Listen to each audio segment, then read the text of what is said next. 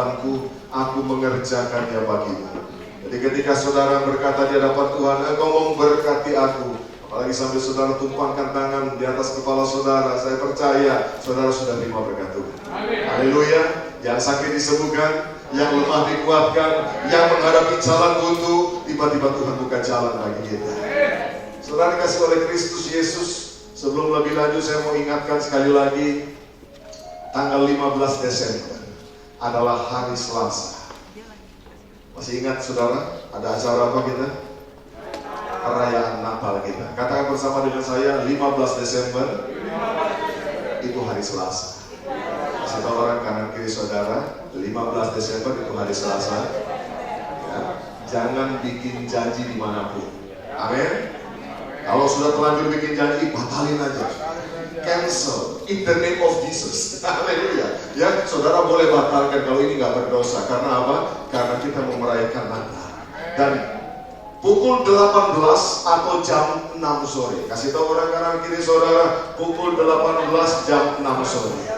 Amin. Bukan jam 8 malam. Ada orang bilang jam pukul 18 atau jam 8. Ya, salah saudara. Jam 6 sore. Di bertempat di Gedung Kesenian Jakarta. Jangan datang sendiri, tapi mari kita bawa keluarga kita, orang-orang yang belum percaya, ajak mereka sama-sama. Karena ada acara yang sangat spesial, yaitu Kabaret Natal. Dan Kabaret Natal kali ini, judulnya, temanya hanya pada satu pribadi, yaitu Yesus Kristus. Kita akan melihat bagaimana kehidupan Yesus. Jadi tanpa dikotbahkan, orang bisa melihat kehidupan Yesus Kristus Tuhan kita.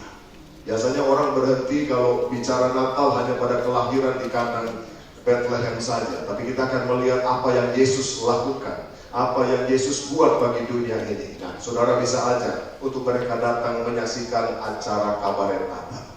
Dan berita sukacita juga bagi saudara, tahun 2016, tanggal 14 sampai dengan tanggal 17 Juni akan ada Bethany Conference di Surabaya. Mengapa saya beritahu jauh-jauh hari? Yang mau pesan tiket sudah bisa pesan tiket. Amin. Kalau pesan jauh-jauh hari, harganya jauh lebih murah. Yang mau pesan hotel, saudara bisa pesan hotel supaya saudara tidak kehabisan hotel pada waktu acara tersebut. 14 sampai dengan 17 Juni 2016 adalah Bethany Conference yang kedua. Saudara, kalau 2 tahun lalu kita sama-sama hadir, kita diberkati Tuhan luar biasa. Saya percaya tahun 2016 lebih dahsyat lagi. Berapa banyak siap diberkati Tuhan lebih dahsyat lagi? Lambaikan tangan saudara, katakan amin. Tepuk tangan meriah bagi Allah kita. Haleluya. Nah, saudara kasih oleh Kristus, hari-hari ini kita terus berbicara tentang menghormati kekudusan dan menghormati hadiratnya Tuhan. Dia adalah pribadi yang layak untuk menerima pujian, penyembahan yang terbaik dari kita. Yang setuju bilang amin. Nah, mari kita akan belajar lebih lanjut, saudara. Kita buka di dalam Matius pasal yang ke-26, ayat yang ke-6 sampai dengan ayat yang ke-13. Bagi saudara yang ketinggalan seri khotbah ini, saudara bisa mengaksesnya, menontonnya di website Gereja Bethany Indonesia, ya, www.bethanyjakarta.org. Saudara bisa saksikan di sana video-video khotbah yang mungkin saudara terlewatkan, supaya saudara bisa terus mengikuti ya, pengajaran daripada firman Tuhan di tempat ini. Matius pasal yang ke-26 ayat yang ke-6 sampai dengan ayat yang ke-13, perikopnya berjudul Yesus diurapi. Ketika Yesus berada di Betania, di rumah Simon si Kusta, datanglah seorang perempuan kepadanya membawa sebuah buli-buli pualam berisi minyak wangi yang mahal. Minyak itu dicurahkannya ke atas kepala Yesus yang sedang duduk makan. Melihat itu murid-murid gusar dan berkata, "Untuk apa pemborosan ini? Sebab minyak itu dapat dijual dengan mahal dan uangnya dapat diberikan kepada orang-orang miskin." Tetapi Yesus mengetahui pikiran mereka lalu berkata, "Mengapa kamu menyusahkan perempuan ini? Sebab ia telah melakukan suatu perbuatan yang baik kepadaku. Karena orang-orang miskin selalu ada padamu, tetapi aku tidak akan selalu bersama-sama kamu. Sebab dengan mencurahkan minyak itu ke tubuhku, ia membuat suatu persiapan untuk penguburanku. 13 baca bersama-sama. Aku berkata kepadamu, sesungguhnya di mana saja Injil ini diberitakan di seluruh dunia, apa yang dilakukannya ini akan disebut juga untuk mengingat dia. Saudara dikasih oleh Kristus, judul khotbah saya sore hari ini adalah penyembahan kualitas tinggi. Katakan bersama dengan saya, penyembahan kualitas tinggi. Peristiwa yang kita baca bersama-sama adalah peristiwa yang terjadi di Betania, di rumah Simon si kusta, orang Farisi yang disembuhkan oleh Tuhan. Saudara dikasih oleh Tuhan, ada 3 hal yang mau kita lihat bersama-sama. 3 hal mengenai penyembahan yang terjadi di rumah Simon ini. Hal yang pertama adalah murid-murid menjadi gusar. Bahkan mereka berkata, ini pemborosan. Itu poin yang pertama. Poin yang kedua, ternyata Yesus setuju. Yesus setuju dengan perbuatan perempuan ini yang bernama Maria. Dan hal yang ketiga, penyembah atau worshiper itu akan selalu diingat Tuhan. 3 poin ini, saudara. Kita akan bersama-sama melihatnya pada sore hari ini. Siapa yang siap untuk diberkati firman Tuhan sore ini? Kasih tos kanan kiri saudara. Katakan, mari kita dengar firman Tuhan. Amin. Haleluya. Nah, saudara kasih oleh Kristus, hal yang pertama, murid-murid menjadi gusar. Saudara tahu apa itu gusar? Apa itu gusar? Marah. Ya, enggak terima, lalu marah. Dan mereka berkata bahwa ini adalah pemborosan. Untuk apa pemborosan ini? Ya, Alkitab tadi ceritakan, katakan kepada saudara, ini bukan minyak wangi murahan. Ini buli-buli puala berisi minyak wangi yang mahal. Katakan mahal. Ini bukan murahan. Jadi sebetulnya kalau murid-murid ini berkata ini sebuah pemborosan, karena mereka memang menghitung harganya, mereka mengkonversi ke uang saat itu memang mahal. Dan ini dikatakan adalah upah seorang pekerja selama 1 tahun, saudara.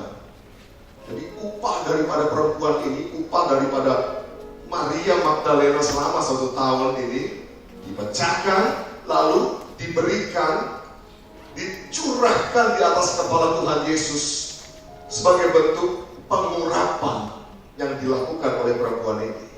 Saudara kasih oleh Kristus, kita sering dengar kita diurapi. Betul? Orang Kristen kalau ditanya, siapa mau diurapi? Oh saya Pak Pendeta, semua ini diurapi. Tapi tahukah saudara, apa yang kita baca ini berbeda.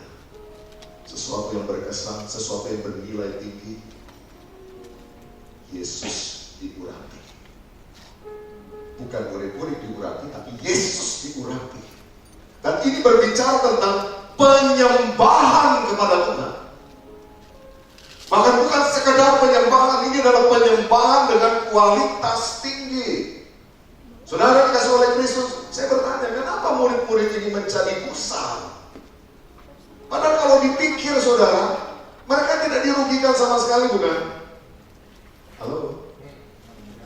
Apakah perempuan ini meminta uang kepada murid-murid? Apakah perempuan ini menyusahkan murid-murid itu? Tolong ambilkan dong botol minyak wangi di depan, ada banyak sekali, tolong bawa masuk. Lalu kemudian 12 murid membawa, memikul banyak botol minyak wangi masuk ke dalam. Tidak. Kalau dipikir saudara, yang punya minyak wangi ini adalah perempuan itu. Dia yang menabung, dia yang membeli, dan dia yang mencurahkan. Dia tidak merugikan siapapun, bahkan dia tidak minta tolong siapapun untuk melakukannya. Dia melakukannya sendiri bagi Yesus. Tapi mengapa mereka gusar? Saya perhatikan di sini saudara. Sebenarnya hal ini terjadi karena murid-murid yang notabene adalah rasul-rasul. Ingat loh saudara, bukan orang biasa. Mereka ini rasul. Orang-orang yang dipilih oleh Tuhan, bahkan diutus oleh Tuhan untuk mendahului Yesus senantiasa masuk ke perkampungan untuk pelayanan. orang-orang spesial, orang-orang pilihan. Mereka merasa sangat dipermalukan dengan perbuatan perempuan ini, yang tidak lain adalah wanita biasa, orang sederhana. Bahkan, maaf, latar belakangnya adalah orang berdosa. Perempuan yang hampir mati dirajam batu karena menjadi pelacur, tapi kemudian ditolong oleh Yesus. Dibandingkan dengan rasul-rasul Tuhan, murid-murid Tuhan yang bersama-sama dengan Tuhan setiap hari, setiap waktu dalam pelayanan bersama dengan Yesus. Tentu wanita ini bukan siapa-siapa, bukan. Tapi perempuan ini, dia melakukan sesuatu tindakan penyembahan yang menarik hati Yesus. Yesus sedang makan. Dia malah diundang ke perjamuan makan. Jadi pasti acara utamanya mah. Betul nggak saudara? Kalau saudara diundang untuk makan, acara utamanya pasti makan. Dan Yesus sedang makan, dikatakan di sana. Tapi apa yang terjadi? Waktu wanita ini melakukan penyembahannya, mengurapi Yesus, Yesus menghentikan makannya. Yesus memberikan perhatian yang khusus kepada wanita ini. Oh, murid-murid menjadi gusar. Mereka merasa sangat dipermalukan dengan keadaan ini. Dalam hati mereka, mengapa bukan kami yang melakukannya? Harusnya kan kami yang melakukan seperti ini. Dengar baik-baik saudara, kecenderungan orang, yakni orang kebanyakan, kecenderungannya adalah iri hati. Siapa tahu iri hati? Coba tanya orang kanan kiri saudara, kamu tahu iri hatinya? Amin. Iri hati, termasuk rasul-rasul Tuhan ini, murid-murid Tuhan. Iri hati ketika ada orang yang melakukan breakthrough, orang yang melakukan terobosan, sesuatu yang tidak biasa, padahal itu dilakukan untuk Tuhan yang mereka sembah, dilakukan untuk pribadi yang mereka hormati. Mereka tidak bisa terima. Kecenderungan orang itu, kalau dia tidak bisa lakukan, dia maunya semua orang bisa lakukan. Bisa tangkap sampai di sini. Dan ketika ada orang mau melakukan, hatinya mulai panas. Karena iri hati akhirnya menimbulkan panas hati. Jadi hati-hati sekarang. Ya, ketika ada orang melakukan terobosan, ketika orang akan melakukan sesuatu yang berbeda buat Tuhan, ingat loh, jangan iri hati. Amin. Halo. Tapi sebaliknya, mari kita belajar dari peristiwa ini. Bukankah seharusnya hak itu sama? Kalau murid-murid, kalau wanita ini bisa melakukan itu, saya mau tanya, apakah bisa juga murid melakukan itu? Apakah rasul-rasul itu bisa melakukan itu? Jelas bisa, karena Yesus tak bilang dilarang melakukan pengurapan terhadap aku. Tidak ada. Yesus sudah bikin pengumuman seperti itu. Dilarang melakukan terobosan, sudah begitu-begitu aja. Saudara, saya mau beritahu, terobosan dalam penyembahan kepada Tuhan itu bernilai tinggi. Yang setuju bilang amin. Dan itu yang menarik perhatian Yesus, sehingga Yesus memperhatikan perempuan ini. Itu menimbulkan kemarahan luar biasa. Orang memang cenderung iri hati. Dan kecenderungan orang kedua, ya, orang itu lebih suka mencari yang namanya kambing hitam. Saudara, saya percaya mereka punya rasa bersalah yang sama. Ya, ingat loh, ini juru bicaranya memang Yudas, tapi jangan saudara pikir, oh cuma Yudas gara-gara dia bendahara, dia mata duitan nih. Enggak, saudara. Dari pembacaan ini kita tahu bukan cuma Yudas yang punya pandangan bahwa ini pemborosan. Sebetulnya 12 murid Yesus sama. Dari mana kita tahu? Tidak ada satupun yang menyanggah pernyataan itu. Loh, kalau mereka tidak setuju dengan apa yang dikatakan oleh Yudas, mereka bisa berkata, mungkin Petrus yang biasanya vokal, dia vokal walaupun dia bukan vokalis, dia selalu vokal. Ya, orang belum ngomong, dia udah ngomong. Ya, ini orang yang tipenya ngomong dulu baru mikir gitu saudara. Tapi buktinya dia diam aja. Bukankah dia bisa berkata, sudah biarkan saja, ngapain kita gangguin? Perempuan ini lakukan buat guru kita kok, buat Tuhan kita, harusnya kita bersuka cita. Atau Yohanes yang begitu dekat dengan Yesus, tapi tidak ada satupun yang menyangka. Artinya semua setuju bahwa apa yang dilakukan perempuan ini adalah satu perbuatan yang mempermalukan mereka. Mereka pakai istilah pemborosan. Dasar, ini pasti cari muka nih. Ini pasti berlebih-lebihan nih. Oh, ini mau menjilat Tuhan ini supaya lebih diperhatikan. Sudah lihat di sini, seorang yang bernama Maria, ketika dia melakukan yang terbaik buat Tuhan, apakah dia terganggu dengan omelan orang banyak itu? Apakah dia terganggu dengan cemoohan dari orang-orang sekeliling Yesus, orang-orang dekat? Dia tidak terganggu sama sekali. So dia tahu yang dia lakukan ini menyenangkan hati Tuhan. Amin. Jika saudara menyembah Tuhan dengan sungguh-sungguh, lalu orang mulai ejek saudara, bahkan memarahi saudara. Ketika saudara mulai melayani Tuhan, saudara lakukan dengan hal yang luar biasa, karena saudara tahu saudara melakukannya bukan buat manusia tapi buat Tuhan. Ketika saudara memuji menyembah Tuhan, saudara mengangkat tangan, saudara mencucurkan air mata, saudara melakukan sesuatu yang luar biasa yang orang lain tidak lakukan. Sementara saudara melakukan sungguh-sungguh buat Tuhan dan orang banyak, bahkan mungkin orang-orang yang dekat dengan Tuhan, mereka mulai berkata, berlebih-lebihan, carmuk. Sekarang bukan carmuk, saudara ya, Rika namanya saudara ya, cari muka nih, ya, ini pasti kepengen diangkat menjadi pekerjaan nih. Waduh, ini kepengen nih diangkat, dipromosikan jadi hamba Tuhan. Oh, ini pasti. Kira-kira kalau saudara yang jadi orang yang dibegitukan, apa saudara tetap akan menyembah Tuhan? Atau saudara mulai berhenti untuk melakukan terobosan ini? Ketika saudara menyembah Tuhan, sungguh-sungguh orang mulai berkata, ngapain itu fanatik banget? Kayaknya ekstrim banget deh. Sudah saya mau beritahu, sebetulnya dalam kekristenan itu nggak ada orang ekstrim. Betul? Yang ada adalah orang yang benar-benar melakukan dan orang yang tidak benar melakukan, itu saja. Jadi nggak ada yang ekstrim. Kalau kita melakukan sesuai firman Allah, ya itu yang benar. Di bawah itu nggak benar. Tapi seringkali orang ketika melakukan sesuai firman Tuhan malah dibilang ekstrim. Wah, ini ekstremis nih. Ya, dia mau berlebih-lebihan, nggak standar.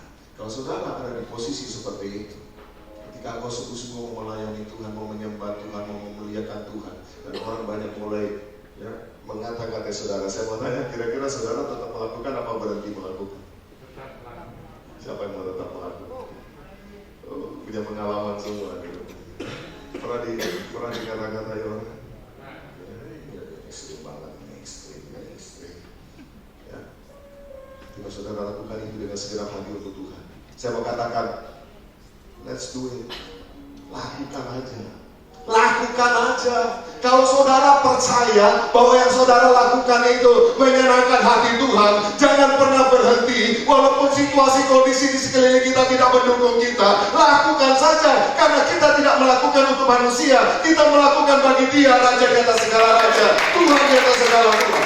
Amin. Perempuan ini melakukan hal yang tidak biasa kok. Kalau yang biasa-biasa itu standar saja, saudara. Tapi kalau saudara mau yang extraordinary, yang sesuatu di atas dari biasanya, lakukan suatu terobosan seperti ini. Amin. Jadi hal yang pertama yang kita bisa pelajari sih, murid-murid gusar. Karena mereka sebetulnya merasa sangat dipermalukan dengan tindakan wanita ini. Loh, kenapa nggak kami lah yang melakukan? Loh, ya salahmu dewe, kenapa nggak lakukan? Kesempatannya lebih besar dia. Halo? Loh, lebih besar murid Yesus kan? yang selalu bersama-sama Yesus, jalan kemana-mana, berdoa bersama. Oh, dia lebih banyak kesempatan kok. Kenapa nggak lakukan? Dan ketika orang lain melakukan, dia mulai panas hatinya. Dalam kekristenan akhir zaman ini, saudara, do our best, lakukan apa yang terbaik. Nggak usah pusing kanan kiri, saudara, karena kita masing-masing berurusan sama Tuhan.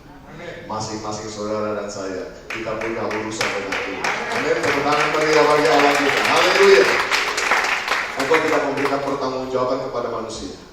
Engkau memberi pertanggungjawab langsung kepada Tuhan. Amin.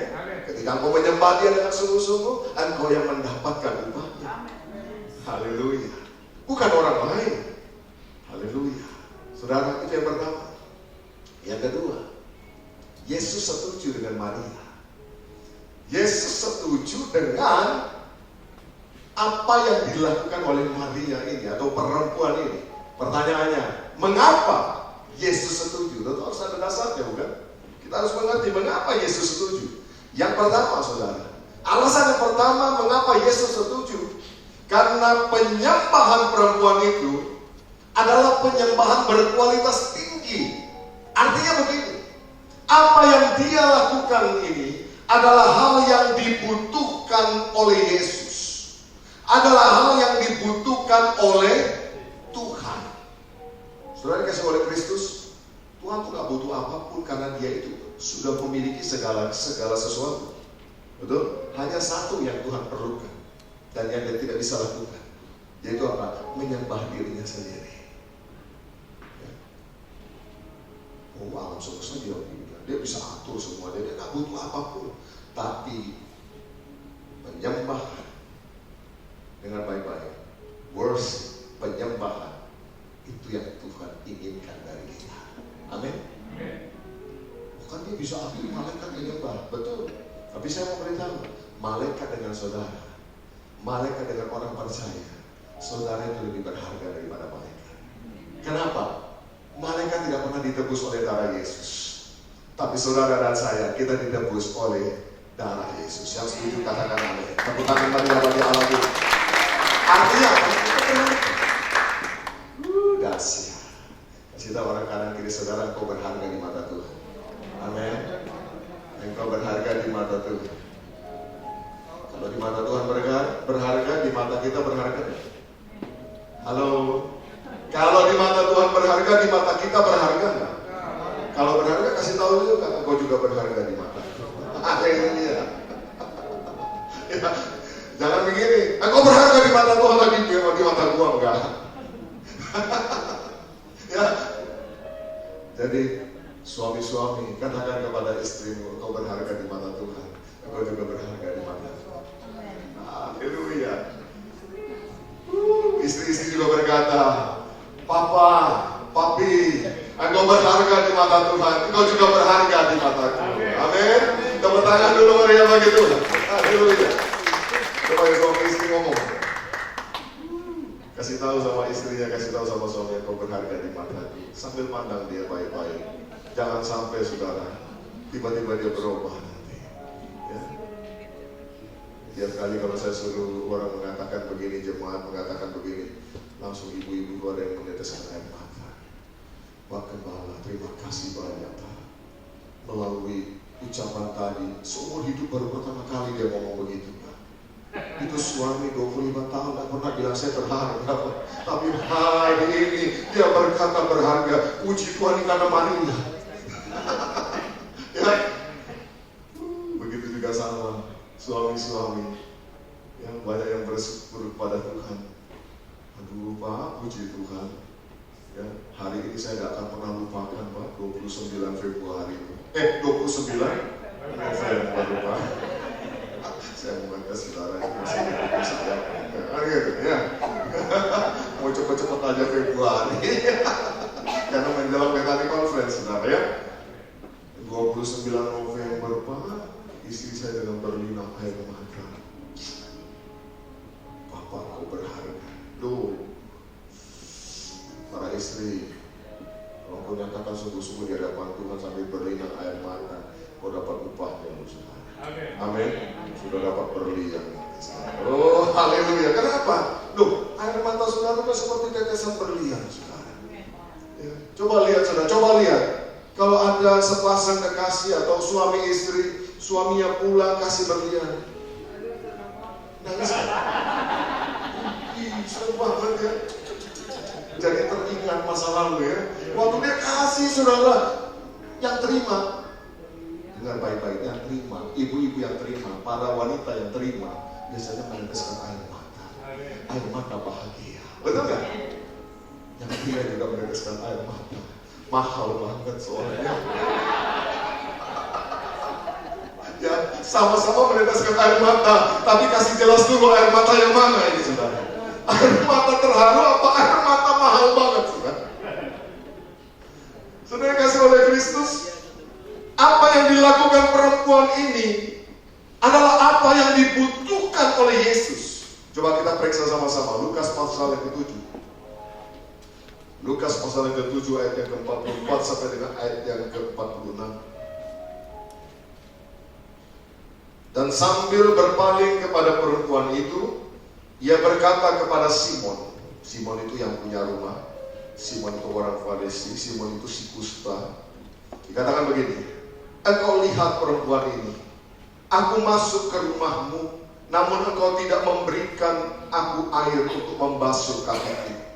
Tetapi dia membasahi kakiku dengan air mata dan menyekanya dengan rambut. Engkau tidak mencium aku, tetapi sejak aku masuk, ia tiada henti-hentinya mencium kakiku. Engkau tidak meminyaki kepalaku dengan minyak, tetapi dia meminyaki kakiku dengan minyak wangi.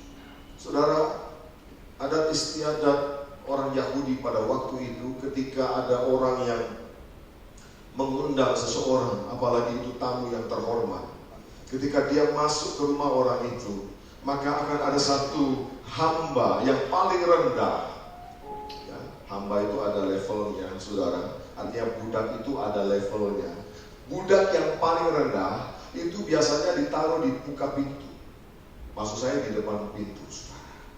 Ya, kalau dulu di Papua orang bilang di muka pintu. Ya, padahal pintu nggak ada mukanya, saudara. Dia juga nggak ada hidungnya, nggak ada telinganya. Di depan pintu. Dan ketika orang itu datang, bujang yang paling rendah ini tugasnya membasuh kaki kamu. Saudara dikasih oleh Tuhan, bukan bujang yang paling tinggi loh, bujang yang paling rendah. Dia membasuh. Tapi ketika Yesus datang ke rumah Simon, bahkan bujang yang paling rendah pun tidak melakukan itu. Saya percaya bukan karena bujang yang paling rendah tidak mau melakukan, tapi pasti ada instruksi dari bosnya. Amin. So, kalau dia tidak melakukan, padahal bosnya perintahkan, budak hamba pada zaman itu selesai. Selesai, saudara. Kalau diberitakan lakukan, dia nggak lakukan, selesai. Gak ada itu. Naik banding gitu, saudara. Ke mahkamah konstitusi atau mahkamah agung atau apapun nggak bisa, saudara. Kalau nggak lakukan, selesai. Jadi dia pasti harus lakukan. Tapi kenyataannya Yesus datang, dia tidak dibasuh kakinya. Dan tamu terhormat ketika masuk ke rumah seseorang, tamu itu terhormat, dia akan diminyaki kepalanya, tanda penghormatan. Yang melakukan itu tuan rumah. Tapi Alkitab tadi sama-sama kita baca, Yesus datang ke rumah Simon, kakinya tidak dibasuh, kepalanya tidak diminyaki. Padahal Yesus adalah tamu yang sangat terhormat. Simon, aku datang ke rumahmu, kau tidak membasuh kakiku. Engkau tidak meminyaki kepalaku. Engkau tidak mencium aku. Saudara yang kasih oleh Kristus, apa yang kita bisa tangkap di sini? Ini adalah kebutuhan yang Yesus sampaikan. Apa yang menjadi kebutuhannya Tuhan? Saudara yang kasih oleh Tuhan, sesuatu yang standar, nggak berlebihan. Orang biasa aja datang diperlakukan begitu, tapi Yesus, Raja di atas segala raja, datang ke rumah Simon karena diundang perjamuan makan. Hal yang paling standar pun dia tidak terima. Tapi kenapa Yesus tetap duduk makan? Kenapa Yesus tetap duduk makan? Karena dia tahu akan datang seseorang, penyembah yang benar, yang akan datang dan mengurapi dia. Jadi kedatangan Maria bukan kebetulan. Kedatangan Maria adalah sesuatu yang memang dipersiapkan untuk melayani Tuhan, untuk memberikan penyembahan yang terbaik yang dibutuhkan oleh Tuhan, sementara tuan rumah tidak memperdulikan sama sekali. Padahal dia yang undang. Bukankah banyak hari-hari ini orang Kristen berdoa, Tuhan hadirlah dalam hidupku, tinggallah di dalam hidupku, di dalam rumahku, di dalam kamarku, di perusahaanku Tuhan, di tempat pekerjaanku. Pertanyaannya, Tuhan hadir, apakah kita menghormati dia? Dia pasti hadir, karena Allah itu menjawab doa kita, apalagi kalau kita minta kehadirannya. Tuhan hadir. Pertanyaannya, apakah saudara menghormati dia? Atau jangan-jangan hal yang paling standar saja yang seharusnya diterima tidak diberikan, seperti Simon memperlakukan Yesus. Tadi pembacaan ini kita tahu, Simon mengharapkan kehadiran Yesus, tapi Simon menolak untuk menghormati dia sebagai tamu yang terhormat, sebagai Tuhan, sebagai guru, sebagai nabi. Dia menolak. Dan ketika Simon menolak, dan murid-murid itu tidak ada juga yang melakukan hal itu, datanglah seorang yang bernama Maria, yang memberikan apa yang Yesus butuhkan. Malam hari ini Tuhan ada di tempat ini. Bagaimana sikap hati kita kepada Tuhan? Apakah kita mau menghormati Tuhan, mengasihi Tuhan, atau sekedar mengundangnya untuk mempermalukannya? Apakah sekedar mengundangnya untuk merendahkannya? Apakah sekedar mengundangnya untuk menyenangkan hati kita? Sebab Tuhan hadir, haleluya, senang. Tapi kita sendiri tidak menyukakan hati Tuhan. Alasan yang pertama, mengapa Yesus setuju dengan perlakuan perempuan ini? Karena ini adalah penyembahan kualitas tinggi. Dan sediakah saudara juga melakukan hal itu bagi Tuhan? Yang kedua, mengapa Yesus setuju dengan hal ini? Karena penyembahan wanita ini terfokus hanya kepada Yesus. Penyembahan wanita ini terfokus hanya kepada Yesus dan bukan kepada yang lain. Artinya begini saudara, ketika perempuan ini melakukan penyembahan yang terbaik ini, dia tidak mengharapkan apa-apa dari Tuhan. Dia bahkan tidak meminta sesuatu apapun dari Tuhan. Coba saudara perhatikan, apakah dia meminta sesuatu? Tuhan, ingatlah aku Tuhan, aku sudah melakukan ini bagimu loh Tuhan, tolong berkati aku Tuhan, tolong pulihkan aku Tuhan, pulihkan keluargaku, usahaku, masa depanku. Apakah dia berkata seperti ini? Tidak. Artinya apa? Fokus penyembahan dia semata-mata hanya buat Tuhan, bukan buat dirinya. Lucu sekali, hari-hari ini ada begitu banyak orang menyembah Tuhan, tapi ada udang di balik rempeyek. Artinya apa? Menyembah 1 menit, setelah itu berjam-jam dia baca list permintaan dia. Tuhan, aku butuh ini loh. Mulai dari bumbu masak sampai dengan urusan ya, kantor, urusan mertua, urusan anak, menantu, cucu, semua sudah menyembah 1 menit, menyenangkan hati Tuhan. Habis itu dia penuhi Tuhan, dia bombardir Tuhan dengan berjuta-juta permintaan. Mari kita belajar. Wanita ini bahkan 1 permintaan pun tidak ada. Yang dia lakukan semata-mata, aku mau menyenangkan Tuhan.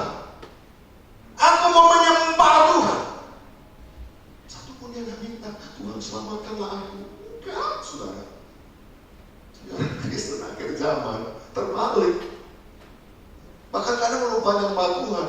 Begitu datang masuk Tuhan, berkatilah aku Tuhan. Tuhan, aku butuh ini Tuhan. Oh, belum bayar utang Tuhan. Tuhan, tolong aku Tuhan. Itu Tuhan. Permintaannya lebih banyak. Wajar saudara. Penyembahan yang kemudian fokusnya itu adalah segala kebutuhan dan permintaan kita. Saya mau beritahu, sebetulnya itu bukan penyembahan kepada Tuhan, itu penyembahan untuk diri sendiri. Kenapa kamu nyembah Tuhan? Supaya bisa minta. Loh. Kenapa kamu beribadah? Kok memuji menyembah Tuhan? Ya supaya bisa minta sama Tuhan. Hati-hati saudara. Ini yang dinamakan pergeseran dalam ibadah. Ibadah menjadi ajang untuk meminta-minta. Doa menjadi tempat untuk kita datang dengan sejuta permintaan kepada Tuhan.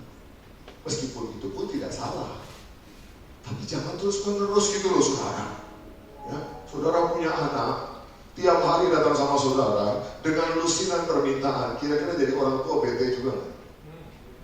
Ya, sekali-sekali kayak datang, tapi mami, ya, ini ada pisang goreng enak di jalan. Ya, aku beli buat papi mami. Ya, mami udah mau beli, pasti ada maunya, pasti ada maunya.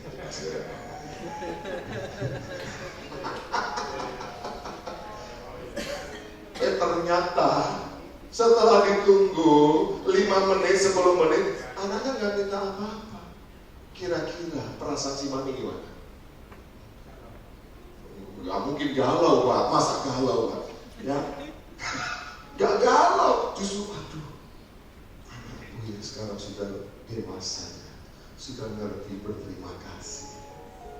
Saya yakin, meskipun gak minta, langsung dibelikan apa yang menjadi kebutuhan. Betul gak? Kita kadang-kadang mikir begini, lah kalau kita gak boleh minta sama Bapak, kita gak boleh minta sama Tuhan, terus bagaimana dong kebutuhan saya? Dia pikir begini, Tuhan baru tahu kalau dia ngomong, Tuhan baru tahu kalau dia ucapkan.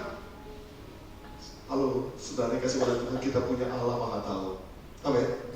Kita punya Bapa itu Maha Tahu. Bahkan saudara belum mengucapkan apapun permintaan saudara, Dia sudah lebih tahu apa yang menjadi kebutuhan kita. Dia Bapa yang Maha mengerti tentang kita. Alkitab berkata, apa yang tidak pernah kau lihat, tidak pernah kau dengar, tidak pernah timbul bahkan dalam hatimu. Bayangkan, timbul di hati aja enggak, artinya kita enggak tahu bahwa itu yang kita butuhkan. Tapi semua itu yang terbaik disediakan Bapa di surga bagi anak-anaknya yang mengasihi Dia, bagi saudara dan saya yang mengasihi Dia. Kita terima itu semua dari Tuhan. Kasih Tuhan. Kenapa Yesus setuju? Karena penyembahan ini fokus hanya kepada diri Tuhan, bukan diri perempuan itu. Yang ketiga, mengapa Yesus setuju? Karena penyembahan ini membongkar kemunafikan orang Farisi. Membongkar kemunafikan yang ada di dalam ruangan itu. Sebelum lebih lanjut, saudara mengerti munafik? Nggak ngerti. Siapa yang ngerti munafik? Angkat tangan. Siapa yang sedang nggak mengerti? Siapa yang baru dengar sore hari ini tentang munafik?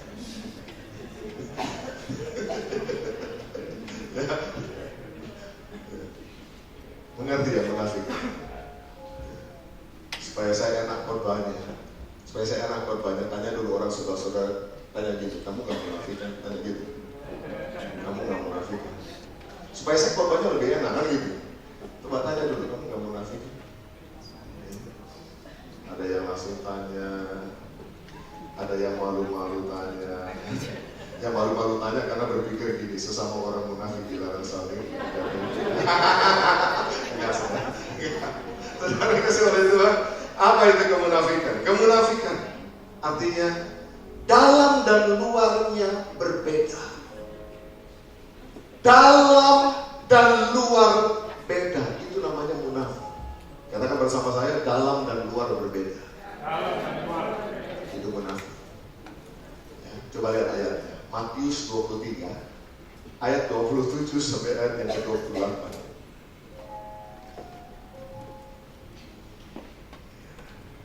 Makin hari khotbah ini kan kalau makin lama kan intensitas semakin tinggi ya. Katanya makin ini Pak, makin berbahaya kalau khotbah sudah tengah-tengah begini ya. Matius 23 ayat 27 sampai dengan 28. Celakalah kamu, hai ahli-ahli Taurat dan orang-orang Farisi. Hai kamu orang-orang munafik, sebab kamu sama seperti kuburan yang dilabur putih, yang sebelah luarnya memang bersih tampaknya, tetapi yang sebelah dalamnya penuh tulang belulang dan berbagai jenis kotoran. Demikian jugalah kamu, di sebelah luar kamu tampaknya benar di mata orang, tetapi di sebelah dalam kamu penuh kemunafikan dan keturjanaan. Saudara kasih oleh Tuhan, saya pelajari begini. Yesus itu ketika ketemu orang sakit disembuhkan, betul? Orang buta melihat, orang tuli mendengar, orang mati pun dibangkitkan Tuhan. Orang berdosa diampuni. Yesus bilang begini, dosamu sudah diampuni, pergilah dan jangan berbuat dosa lagi. Tapi nanti saudara pelajari di dalam Alkitab saudara. Saudara bisa cari nanti setelah ibadah ini. Bagi orang munafik, Tuhan hanya berkata satu, celakalah kamu. Tuhan tak pernah bilang begini, orang munafik akan dipulihkan. Orang munafik akan diselamatkan. Orang munafik akan ditolong Tuhan. Gak ada saudara. Alkitab hanya menuliskan celakalah kamu. Artinya apa saudara? Tuhan tidak suka dengan kemunafikan. Kalau cuma sakit, gampang Tuhan sembuhkan. Siapa yang pernah sakit disembuhkan? Siapa pernah sakit disembuhkan? Sakit apa aja? Panu, gila. Oh, jangan kira Tuhan gak bisa sembuhkan panu loh saudara. Saudara pikir datang kepada Tuhan kalau urusan kelas berat, stadium 4. Ya, kalau yang kecil-kecilan bukan urusan Tuhan. Lalu kalau bukan urusan Tuhan, urusan siapa? Ya, urusan mantri. Saudara, Tuhan itu dari kecil sampai dengan hari besar, Dia El Shaddai. Amin. Allah Maha Kuasa, sanggup menolong kita. Di sebelah luar kamu tampak benar di mata orang. Nah ini dia. Jadi semua itu hanyalah topeng, hanyalah sesuatu yang supaya orang lain lihat. Tapi kenyataannya di dalamnya lain. Haleluya. Di dalamnya lain. Saudara bisa nyanyi, aku mau cinta Yesus selamanya.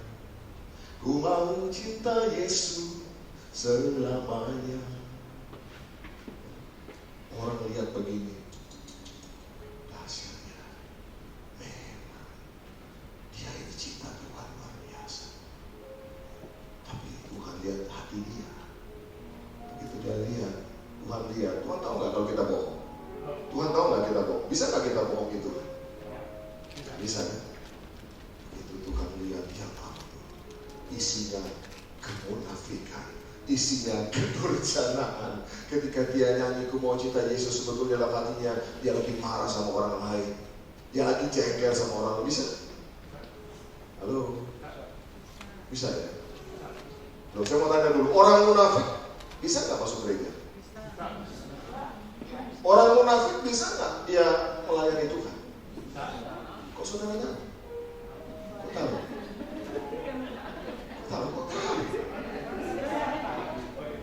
Dari ketawa saudara kok kelihatannya yakin benar gitu loh. Ya. Orang munafik bisa nggak khotbah? Lu kok saudara tahu? Artinya begini saudara, di luar nggak kelihatan, tapi Tuhan tahu di dalam hati kita.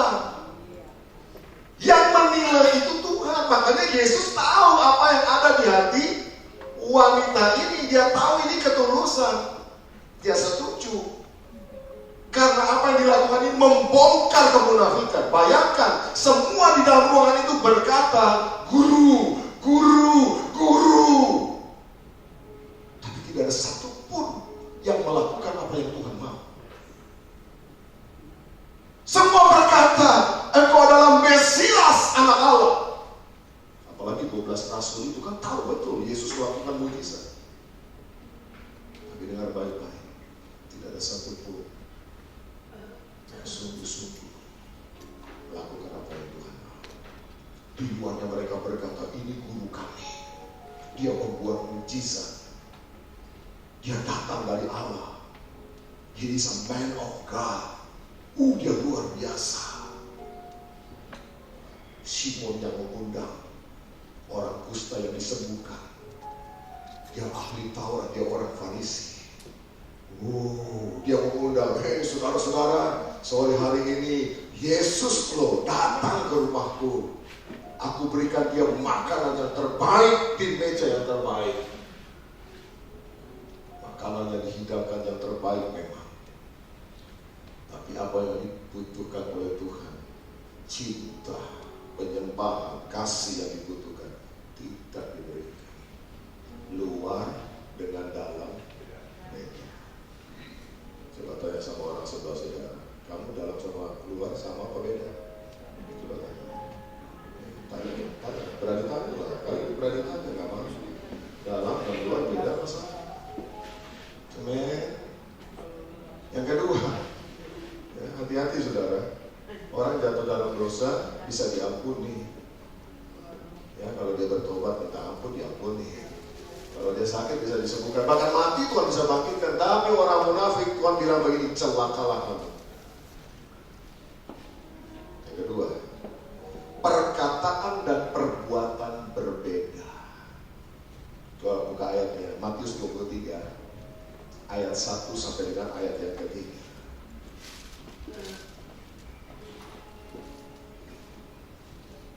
Mungkin ada saudara yang datang sore ini berkata, kayaknya saya salah masuk gereja. Saya salah masuk jam ibadah ini. Saya mengatakan tidak ada yang kebetulan. Kalau Tuhan lagi bicara, loh, firman Tuhan itu bukan hanya buat saudara, tapi juga buat yang menyampaikan. Artinya buat kita semua. Amin. Supaya kita sungguh-sungguh dengan Tuhan. Haleluya. Ada orang yang datang sama saya, Pak Pendeta, kayaknya korbannya menyinggung banget deh. Saya mau katakan begini, Tante, jangan khawatir, sebelum Tante tersinggung, saya udah tersinggung duluan.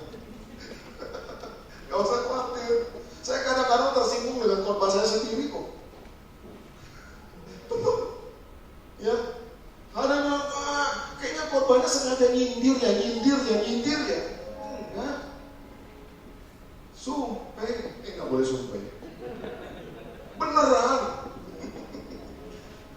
Nggak nyindir. Sebab sebelum engkau tersindir, yang menyampaikan sudah tersindir. Kan gitu, saudara. Itu kan pedang bermata dua. Nah, langsung ada yang sini. Kayaknya Pak Pendeta dulu ya. Paling seneng kalau ada korban orang lain, paling seneng. Kayaknya Pak Pendeta dulu ada korban. Langsung senyumnya beda. Ya, ketawanya juga beda, saudara. Dengar, saudara. Ya, itu kan kata-kata penghiburan. Ya, Matius 23 ayat 1 sampai dengan 3. Maka berkatalah Yesus kepada orang banyak dan kepada murid-muridnya, katanya, baca sama-sama, ahli-ahli Taurat dan orang-orang Farisi telah menduduki kursi Musa. Sebab itu turunilah dan lakukanlah segala sesuatu yang mereka ajarkan kepadamu, tetapi janganlah kamu turuti perbuatan-perbuatan mereka, karena mereka mengajarkannya tetapi tidak melakukannya.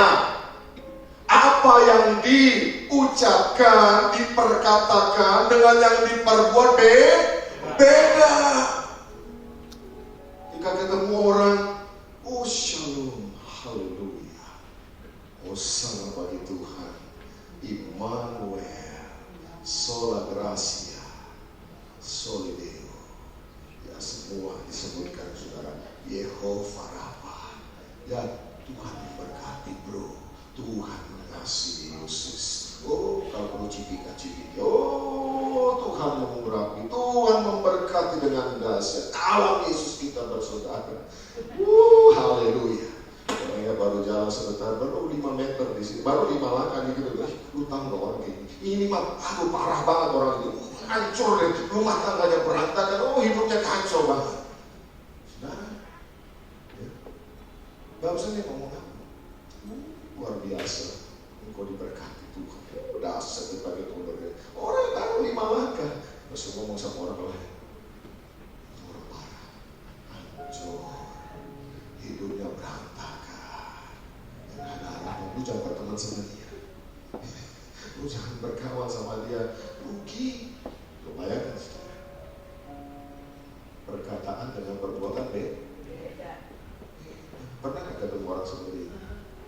Siapa pernah ketemu orang seperti itu? Gak pernah ya? Cepat yang luar biasa, dilindungi Tuhan, gak pernah ketemu orang seperti itu. Tapi siapa yang pernah menjadi orang seperti itu? Jangan-jangan kita gak pernah ketemu orang seperti itu, tapi kita yang menjadi seperti itu lebih gawat, saudara. Gak pernah, Pak. Betul, Pak, 100% gak pernah ketemu orang kayak gitu. Ya.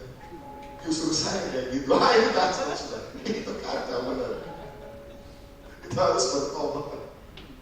Sore hari ini harus bertobat. Yang setuju bilang amin. Amin. Banyak yang mau bertobat ya. Saudara dikasih oleh Kristus, beda apa yang dikatakan dengan apa yang diperbuatnya. Itu namanya munafik. Yang ketiga, arti daripada munafik adalah tidak melakukan apa yang dia tahu. Orang Farisi, orang ahli Taurat, tahu firman Tuhan nggak? Tahu hukum Taurat nggak? Tahu. Tahu. Mereka lebih tahu daripada orang-orang biasa. Ini pertanyaannya, Yesus sendiri berkata mereka hanya pintar mengajarkan tapi mereka tidak melakukan. Mereka hanya tahu teorinya, tapi mereka tidak pernah tergerak hatinya untuk melakukan. Sebetulnya kalau mereka mempelajari kitab para nabi, mereka tahu siapa Yesus. Mereka tahu dia adalah juru selamat. Tapi buktinya mereka tetap salibkan dia. Mereka tetap salibkan Tuhan Yesus. Kasih Tuhan, itu munafik. Sudah tahu tapi tidak melakukan, itu munafik. Dan firman Tuhan bilang, celakalah kamu. Yang ketiga, mengapa Yesus setuju? Yang pertama, mengapa Yesus setuju? Satu, karena Yesus. Karena ini belum selesai ibadah, saudara sudah lupa semua. Poin pertama apa saudara? Karena ini penyembahan berkualitas tinggi. Tuh, sudah dikasih tahu sama Nathaniel. Ya, ini adalah yang dibutuhkan Yesus, makanya Yesus setuju. Yang kedua apa? Yang kedua, penyembahan ini terfokus kepada Yesus. Yang ketiga, membongkar kemunafikan. Dan yang terakhir, yang keempat, karena merendahkan kemuliaan perempuan itu. Maksudnya apa?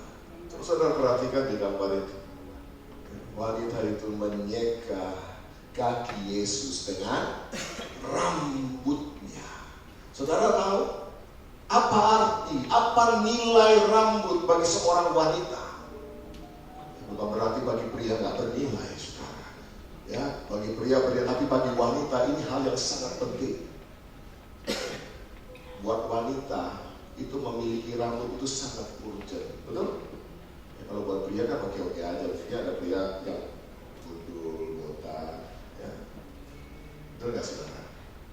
Tapi kalau buat wanita, ya, itu sebuah kehormatan, itu sebuah kemuliaan. Tapi saudara lihat, perempuan ini dia merendahkan kemuliaannya. Dia pakai itu untuk membersihkan kaki Tuhan. Kita berkata begini, biarlah dia semakin besar, tetapi aku semakin kecil. Siapa yang harus semakin besar? Yesus. Kita semakin, jangan cuma kecil, tapi kecil. Coba pakai sama-sama. Kita harus semakin. Gitu. saudara semua. Luar biasa. Tepuk tangan dulu dong saudara. Haleluya. Yesus harus semakin besar, kita semakin sampai gak bunyi. Dan perempuan ini bahkan bukan hanya kecil, bukan hanya nol, tapi minus. Kehormatannya, kemuliaannya dia pakai untuk membersihkan kaki Yesus. Saudara mengerti arti membersihkan kaki Tuhan? Pada waktu itu orang berlalu lalang, mereka menggunakan sendal yang terbuka, berjalan di jalanan yang berdebu, dan jalanan pada waktu itu selain dilewati manusia juga dilewati yang berkaki 4. Betul? Semua yang berkaki 4, unta, keledai, domba, yang lewat situ. Dan mungkin buang kotoran di situ menjadi kering, dan kemudian diterbangkan angin, dan ketika orang berjalan, kakinya terkena kotoran, debu, dan lain sebagainya. Dan Yesus, bukankah dia berjalan di jalan yang sama? Saya mau tanya, Yesus jalan di jalanan pada waktu itu, kakinya kena debu juga kan? Kakinya kena kotoran juga kan? Ya, sama. Karena dia juga manusia seperti kita, 100% manusia, tapi dia juga 100% Allah. Dia sama. Dia gak kebal kotoran, saudara. Oh, kotoran debu mau nempel, oh ini Tuhan gak jadi. Ya. Kalau waktu itu ada lalat seperti saya tadi, saudara, kedatangan, oh ini Tuhan gak jadi, ingat bisa begitu. Nah ini nempel juga, saudara. Dan ketika kondisi seperti itu, Simon, pemilik rumah, tidak melakukan apa-apa. Maria membersihkan dengan rambutnya, kehormatannya, kemuliaannya dilemparkan bagi Yesus. Kasih Kristus, orang yang mau menyembah Tuhan tapi tidak mau merendahkan dirinya, tidak mau melemparkan mahkotanya, itu penyembahan yang bohong. Orang yang mau menyembah Tuhan tapi begitu mengagungkan harga dirinya, bahkan harga dirinya itu lebih tinggi daripada Yesus, sebetulnya dia nggak menyembah Tuhan, dia menyembah dirinya sendiri. Orang yang datang kepada Tuhan dengan membawa atribut-atributnya, dia mungkin orang berhasil, dia mungkin orang yang berpangkat, dia datang dengan membawa itu semua kepada Tuhan, dan dia tidak mau melemparkan, membuang itu. Dia tidak sedang menyembah Tuhan, tapi dia sebetulnya sedang menyembah dirinya sendiri, penyembahan yang sia-sia.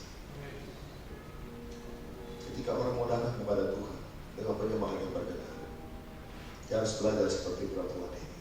Seperti juga 24 tua-tua yang ada di surga.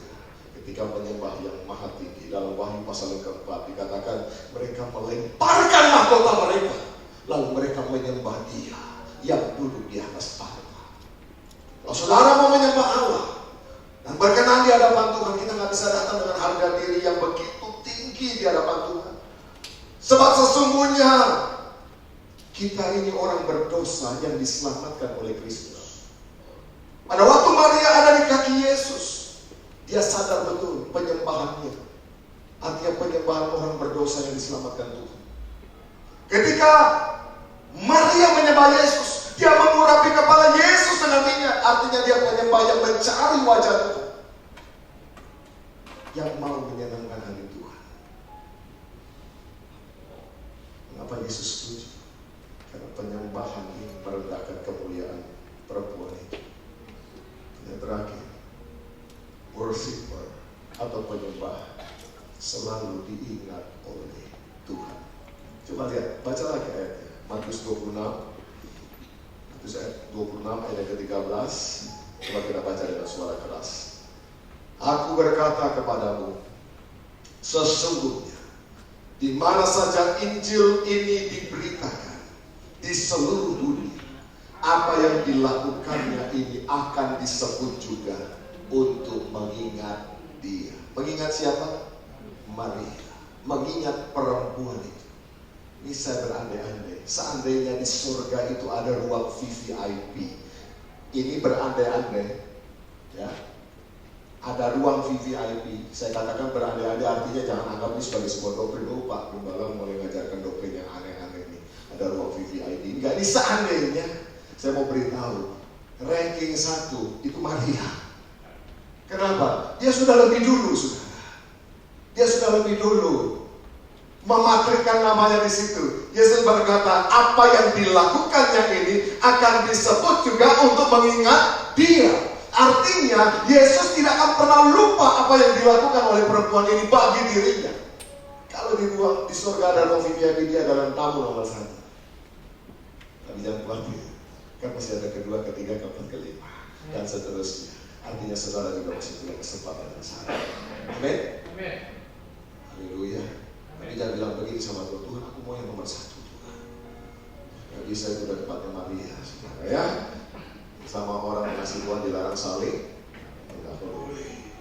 Sore hari ini, mari kita belajar sama-sama penyembahan kualitas tinggi. Berapa banyak mengerti akan firman Tuhan sore hari ini? Berapa banyak di antara saudara mau menjadi penyembah-penyembah yang benar di hadapan Tuhan? Kalau kau sungguh merindukan itu, bagi berdiri dan berdoa.